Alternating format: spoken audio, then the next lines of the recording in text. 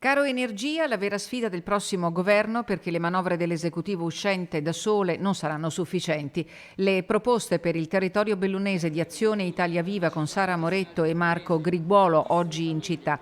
Responsabilità declinata in 3 misure, la parola d'ordine per non rischiare di decretare la fine del mondo per come lo conosciamo. La prima è continuare con gli aiuti che hanno in questi mesi ridotto almeno in parte le bollette e di farlo però in maniera più mirata, cercando di capire quelle che sono le famiglie da un lato e le imprese dall'altro che soffrono di più e quali di queste ultime in particolare rischiano di chiudere a causa delle bollette aumentate. La seconda strada da percorrere con determinazione è le infrastrutture energetiche per il Paese. Nel tempo e negli anni sono stati detti troppi no, noi invece vogliamo dire dei sì, sia ai rigassificatori, sia all'estrazione di gas, sì alle rinnovabili, sia anche al nucleare, sapendo che sarà una soluzione per i prossimi anni. L'ultima strada immediatamente attuabile è quella di separare i mercati dell'energia. Se non interveniamo oggi, domani ci ritroveremo con la gente in mezzo alla strada. Se chiudiamo gli impianti sportivi per il caro energia, decretiamo la morte di questa provincia che deve mantenere la gestione delle centrali idroelettriche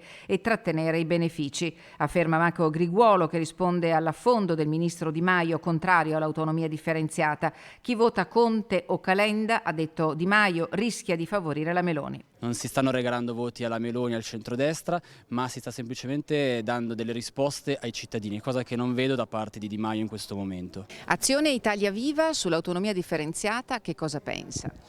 Dispiace intanto che con la caduta del governo c'era già una legge quadro che si doveva discutere e che forse avrebbe trovato l'approvazione in questa legislatura. Se ne parlerà forse per la prossima, speriamo. Il Veneto ha diritto ad avere la sua autonomia e soprattutto la provincia di Belluno deve poter non più essere una provincia di serie B, una provincia che guarda la provincia di Bolzano, di Trento sempre con occhi di misericordia, ma deve essere una provincia che guarda a testa alta e che dà risposte ai suoi cittadini.